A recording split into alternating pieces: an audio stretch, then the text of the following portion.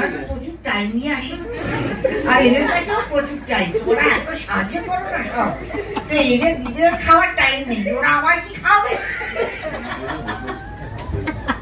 চেহারাগুলো দেখো, সুনামের ছেলে মেয়ে।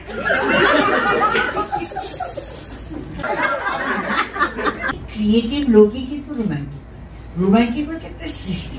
তুমি দেখো না ব্রহ্মাজি কেমন বুড়ো হয়ে গেছে, সব কটা ঠাকুরই আমি থাকি, কিন্তু ব্রহ্মাজি কিন্তু দাড়ি সাদা, চুল সাদা, কারণ ও সবাইকেই তথাস্তু করছে।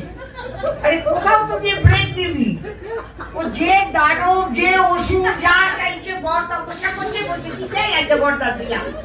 তারপরে সব দৌড়চ্ছে শঙ্করের পেছনে, কৃষ্ণর পেছনে, নারায়ণের পেছনে, তারা আবার প্রবলেম সলভ করছে।